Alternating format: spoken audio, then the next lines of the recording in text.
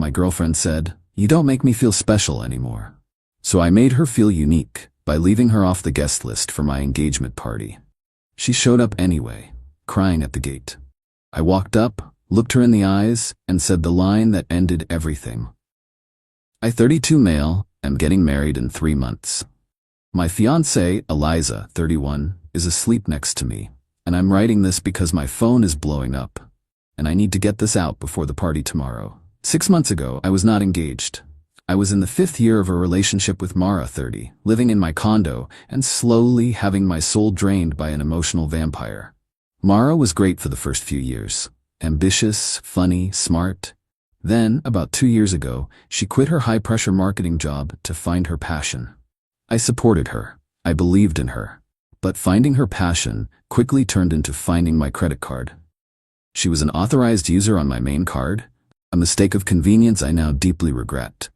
And her spending on essentials, like $400 skincare and 3 different subscription boxes for artisanal cheese, became a huge source of tension. But the real problem wasn't the money, it was the need. She needed to be the center of every room, the topic of every conversation. If I had a rough day at work, her day was somehow rougher because her favorite barista was rude to her. She absorbed all the oxygen in my life. Our arguments became circular and exhausting. They all ended the same way. "Leo, you just don't get it. You don't make me feel special anymore." That was her go-to line. "You don't make me feel special." I didn't make her feel special when I worked late to pay for her passion finding. I didn't make her feel special when I cooked dinner and she complained I used the wrong kind of pasta. I really didn't make her feel special when I finally put a hard limit on the credit card. The breaking point was a painting. Mara had become obsessed with this niche artist who does abstract portraits. She wanted us to commission one for our future wedding. It was $5,000. I told her absolutely not. We weren't engaged, and it was a ridiculous expense. She cried for 2 days. She said I was invalidating her vision and refusing to invest in our future. To my eternal shame, I caved. I paid the $5. We did the sitting. The artist would deliver the painting in 6 months. Mara was happy for about a week. The real end came 6 months ago.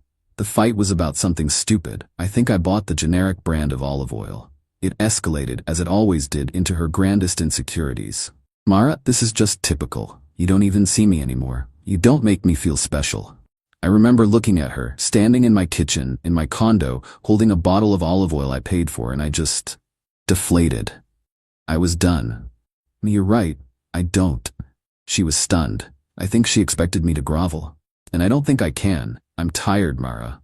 She went nuclear. She said I was the one who was draining her, that I was a passionless, boring shell of a man, and she was wasting her vibrant years on me. She packed her bags, all the designer ones I'd paid for, and stormed out. She was so dramatic, slamming the door, screaming that I'd regret this. I didn't. I felt light. The silence in the condo was amazing. I slept on the couch that night just to feel like I was in a different space. The next morning, I called a locksmith. I logged into my credit card account and removed her as an authorized user. I sent her a polite, final text. "Your name has been removed from the credit card. Please forward any mail that arrives for you. I'll let you know when the artist delivers the painting." She replied, "Wow, cold. I'll get my stuff when I'm ready. Don't throw out the Le Creuset." I didn't hear from her directly for 2 months. It was bliss. 2 months after the breakup, I ran into Eliza. We'd known each other in college, and I'd always had a bit of a crush. She just moved back to the area for a new job in graphic design. We got coffee. That coffee turned into dinner. Eliza was easy, not in a bad way. She was just easy to be with. She was secure.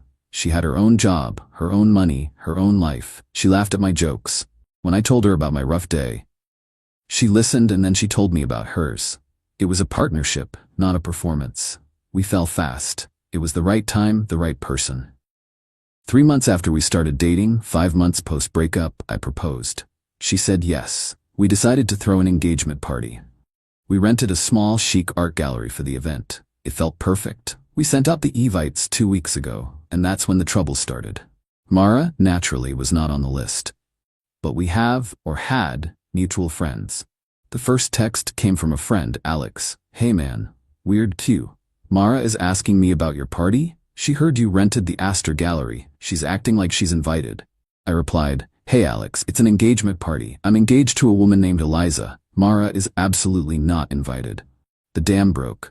Mara, who hadn't spoken to me in months, suddenly started blowing up my phone. I didn't answer. She left voicemails. "An engagement party? Are you kidding me, Leo? Who even is this woman? You're doing this just to hurt me. You're trying to erase our 5 years. You're tacky, Leo. This is the tackiest thing you've ever done." I blocked her number. Then the painting arrived. The $5,000 painting of me and Mara. It was actually pretty good. The artist delivered it to my condo, oblivious to the drama. I put it in my spare room facing the wall. A day later, a new number texts me. "It's Mara. I know the painting arrived. My artist friend told me. That is half mine, Leo. You can't use it.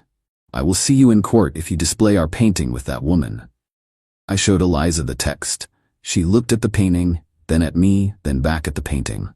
A slow, wicked grin spread across her face. "Oh," she said, "we are definitely displaying it. The party is tomorrow night. We've hired security for the door, just in case." Mara's mom, Brenda, has now called me twice, leaving messages about how I'm breaking her daughter's heart and how could I be so cruel.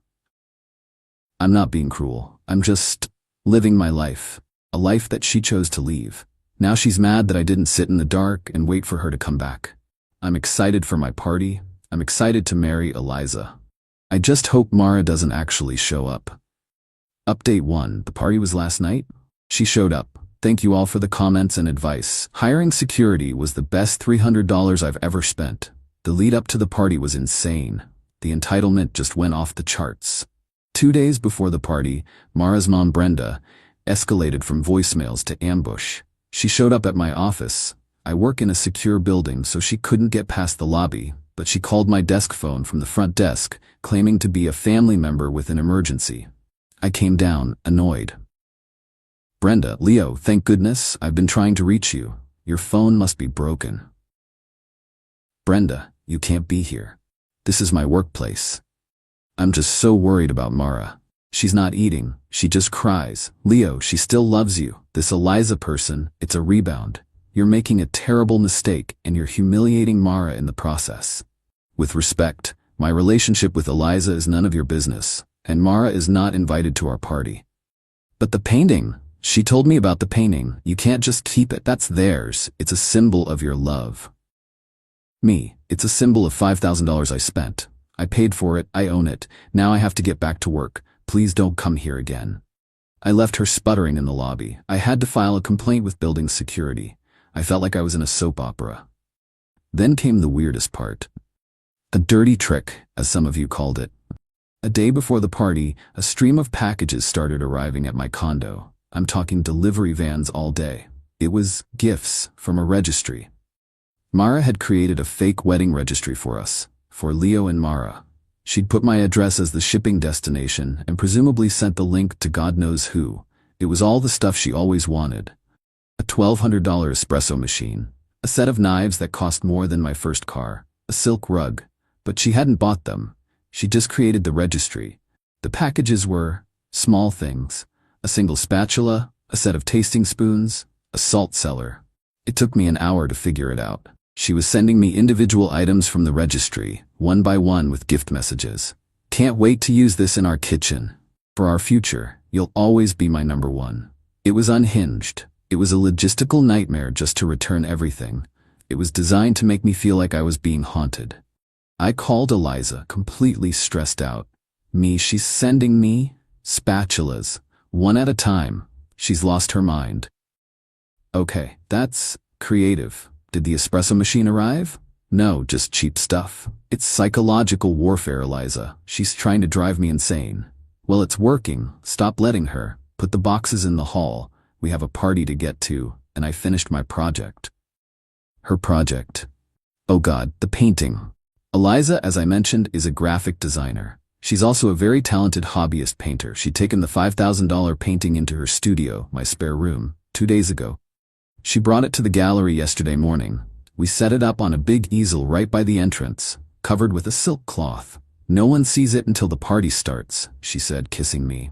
I was terrified. I was also incredibly turned on. This woman was my ride or die. Last night, the party. We're an hour in. It's perfect. Our friends are there. Eliza's family is there. Everyone is happy. Eliza taps a champagne glass. Welcome everyone. We're so glad you could make it. Leo and I are so excited to start our lives together. And as a housewarming present for our new life, I wanted to unveil a new piece of art for our collection. Some of you know the backstory, some of you don't, but I think everyone will appreciate the update. She pulls the cloth off, and it's a masterpiece. It's the painting. I'm still there in my nice suit looking off to the side. But Mara is gone. Eliza has painstakingly, flawlessly painted over Mara's entire figure. She's replaced her with a 17th century full suit of shining plate armor. Just an empty suit of armor, striking the same pose Mara was. It's technically brilliant. It's hilarious. It's also deeply, deeply symbolic. Underneath, the original artist's plaque is still there, but Eliza has added a new museum-style plaque right next to it. It reads, "Man in suit with vacancy." The gallery erupted. People who knew the story were howling, clutching their stomachs. People who didn't know were just confused, asking, "Is that an empty suit of armor? Is this like a postmodern statement?" It was the talk of the party. It was perfect. An hour later, one of the security guards, a big guy named Frank, discreetly finds me. "Frank, Mr. Last name? We have a situation at the front gate.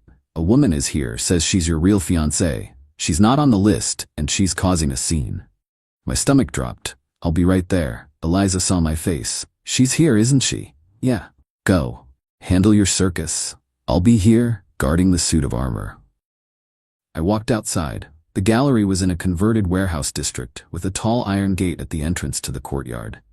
And there she was. She was dressed. I'm talking a full-on black cocktail dress, hair and makeup done. She looked like she was expecting to be the star of the show. And she was crying. Ugly, messy, mascara running down her face, crying. The two security guards were standing, arms crossed, looking bored. "Leo, thank God, they won't let me in. Tell them who I am."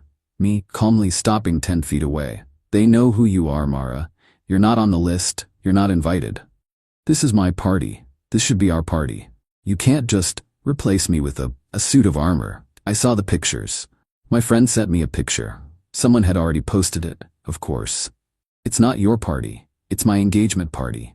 To Eliza, the woman you've been insulting all week. You need to leave. You're trespassing." Full-on wail, clutching the bars of the gate. "But why? After everything, after 5 years, you just threw me away. You don't make me feel special anymore." She screamed it. The line, the one that started all this. And in that moment, all the stress, all the anger, all the years of her entitlement just vanished. I felt nothing but cold, clear finality. I walked right up to the gate, so we were face to face. She stopped crying, looking hopeful, like I was going to unlock it. I looked her dead in the eyes.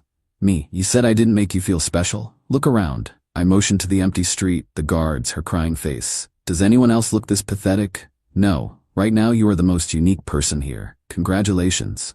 Her face, it just quembled. It was like I'd slapped her. Her mouth opened, but no sound came out. Frank, the guard, stepped forward. "Ma'am, that's enough.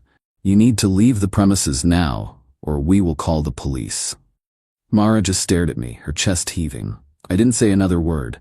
I just turned my back on her and walked back into my party. I walked straight to the bar, got a glass of champagne, and kissed my fiancée. The rest of the night was amazing.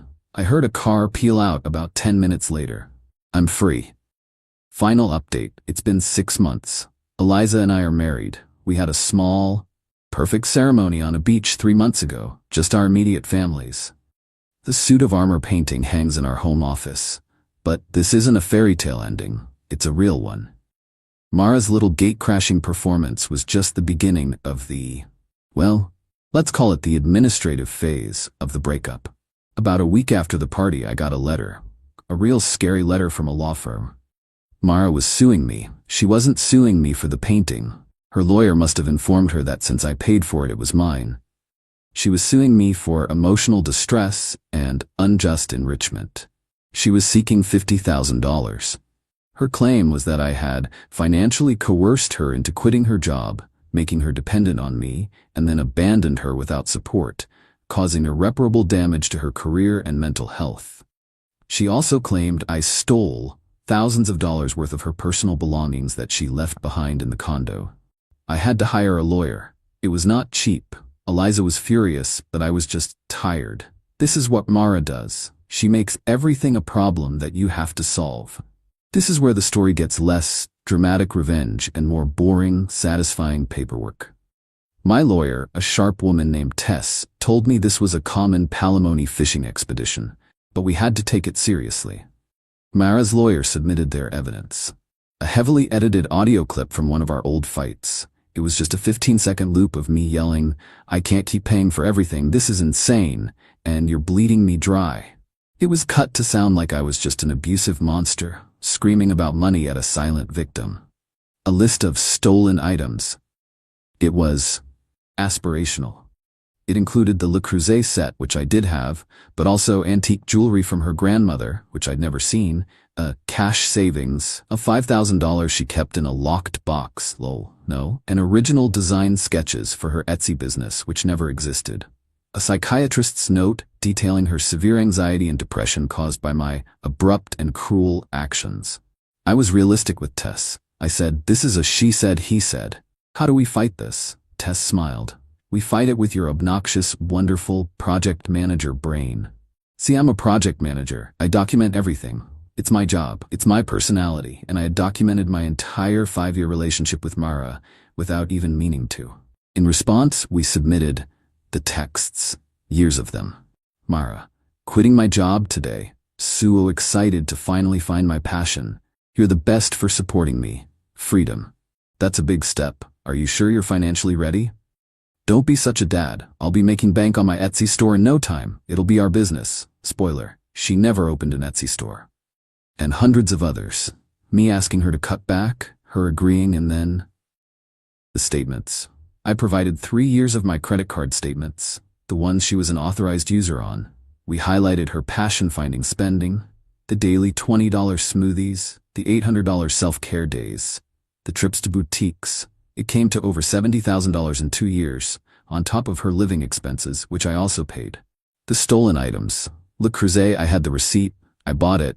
Antique jewelry. I provided a copy of my condo insurance policy, which included a detailed inventory of all high-value items.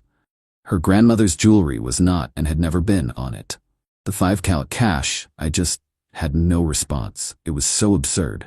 Tess loved it. Design sketches. We subpoenaed her tax records. She had not filed taxes or registered a business or claimed any income or any losses for the past 2 years. The business didn't exist. The audio clip. This was my favorite part. I had a single, simple security camera in my living room, facing the front door. Mara knew about it. We'd gotten it after a break-in in the building. It recorded audio. I still had the cloud storage. I provided Tess with the entire 3-hour video file of the fight she'd clipped. The judge got to see the full context. Her screaming at me for 45 minutes, throwing a thankfully empty wine glass at the wall, and then me finally yelling, "I can't keep paying for everything." The case never even made it to a hearing. Their lawyer called Tess and offered to settle for $10,000. Tess laughed and said, "Counteroffer, you drop this frivolous suit, or we will countersue for legal fees and malicious prosecution, and will send the full, unedited audio of your client committing domestic vandalism to the DA." They dropped the suit within an hour. But it gets better. Because this all took months, and Mara had to pay her lawyer. Or, more accurately, Brenda had to. And the judge who reviewed the file before dismissing it was not happy about the fabricated evidence, the audio clip, and the stolen cash. She couldn't sanction Mara as the case was dropped. But she did file a formal complaint against Mara's lawyer for presenting evidence with a reckless disregard for the truth. He's apparently now under review by the state bar. The fallout for Mara was quiet and complete. She's in debt. She had to move in with her mother. She's working as a receptionist at a dentist's office. Brenda called my parents to complain. My mild-mannered, sweet mother listened patiently for 10 minutes, then said, "Brenda, it sounds like your daughter made a series of very poor choices and is now blaming my son for them. He is happy. We are happy. Please don't call this number again." The few mutual friends who tried to stay neutral saw the lawsuit as the final straw. They've all quietly unfriended her. As for me, I lost about $8,000 in legal fees I'll never get back. That's the realistic loss. It stings. But I'm married to the most incredible woman I've ever met. Our life is wonderfully boring. We argue about whose turn it is to take the trash out. We're planning a trip. We're happy. Mara wanted to be special. She wanted to be the exception to every rule. And in the end, she was. She was the exceptional idiot who sued her ex and gave him the paperwork to prove exactly who she was. I'm just glad I'm not the one paying her bills anymore.